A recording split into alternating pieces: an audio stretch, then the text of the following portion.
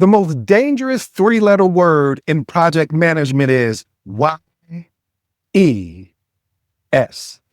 You see, I learned this lesson the hard way. Early in my career, I thought the best project managers always said yes. I felt like Oprah when she was giving away cars. I was like, you get a yes to scope changes. You get a yes to impossible deadlines. You get a yes to budget changes. Don't judge me.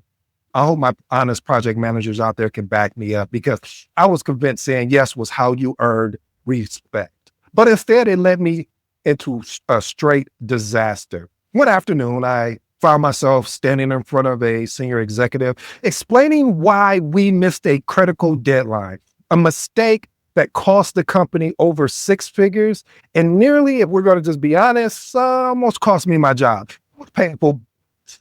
Also a wake-up call. I realized elite project managers don't build careers by saying yes blindly. They build credibility by strategically saying no. Today's episode, I'm going to show you how to exactly embrace a strategical refusal that, one, can balance your ability to say no strategically, two, earn you genuine respect, and three, deliver superior project outcomes. Point number one, I have a framework called the Strategic No Framework. What is the Strategic No Framework? Effectively saying no in project management is not about rejection. It's about strategically protecting project integrity and stakeholder relationship. The Strategic No Framework provides a structured, respectful approach that reinforces your authority and effectively helps you understand through 5 clear steps. See, family, this is important. Every time you apply this framework that I'm discussing, the Strategic No Framework, you have the ability to demonstrate your expertise, your integrity, your consistency, and most of all of these are attributes that distinguish exceptional project managers from the rest. So let's break down these actionable tips. I would love for you to experiment in this framework. Number one, let's acknowledge and appreciate. What does that look like? Begin with a genuine thanks. For example, I appreciate you proactively thinking and I understand how you feel this is valuable. What we're doing here, this validates the person's effort before transitioning into the actual project realities. Number two, clarify impact. Use a simple visual or data point. For example, let's say this would add 2 extra weeks to the timeline.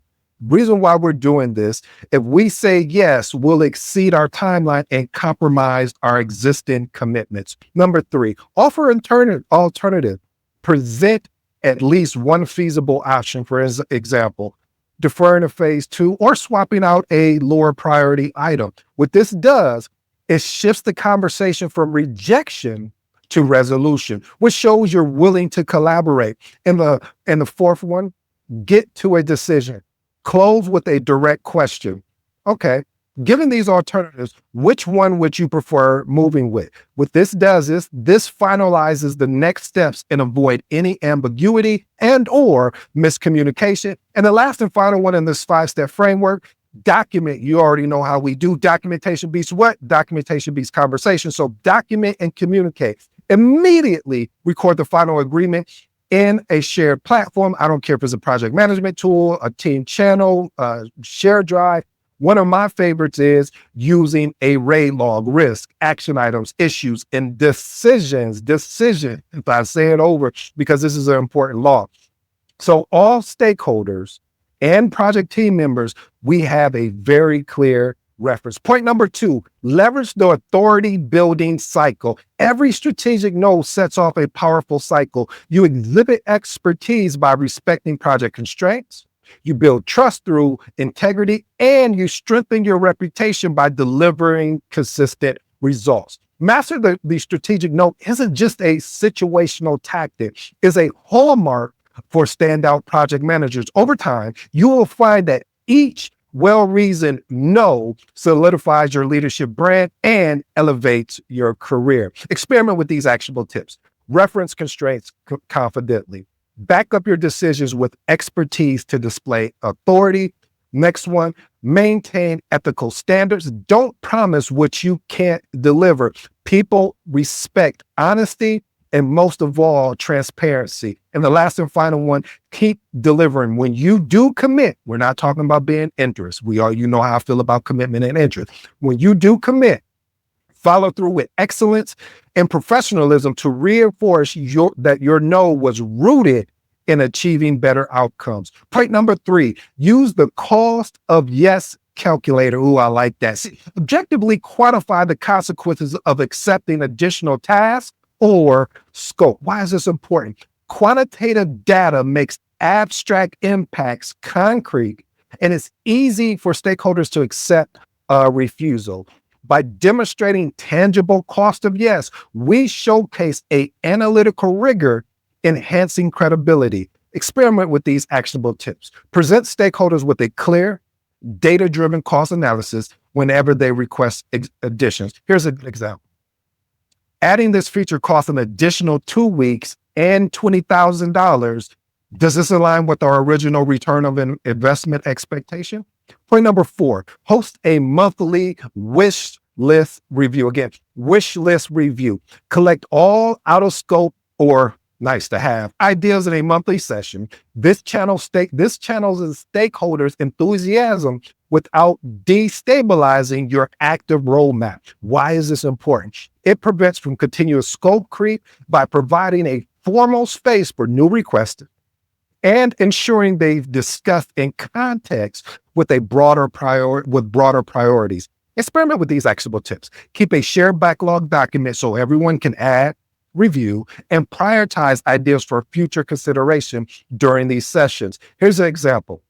Your team meets on, let's say, the first Friday of each month to vet new feature ideas. Marketing has several suggestions, but in reviewing them collectively, the group sees only one aligns with upcoming campaign goals. The others remain in the backlog, preserving your current schedule. Point number 5, adopt the no but yes mindset. Adopt the no but yes mindset. Shift stakeholders' perception from rejection to collaboration by reframing no as a strategic yes to maintaining project integrity. See, this is important, family, because the reframing positions you actually as a strategic advocate, reinforcing your commitment to excellence and turns potential negative interactions into actual strategic alignment conversation.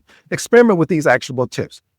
Use language that highlights positive impacts. Here's a good example. We're saying yes to quality and on-time delivery, which means we must decline additional requests right now. Point number 6, we call it testing the waters. Basically a pilot. See, offer short, small-scale tests for high risk or high uncertainty requests. This shows openness to innovation while limiting potential disruption to the main project. Why is this important? It converts an outright refusal into a controlled experiment, giving stakeholders a chance to prove the value of their idea.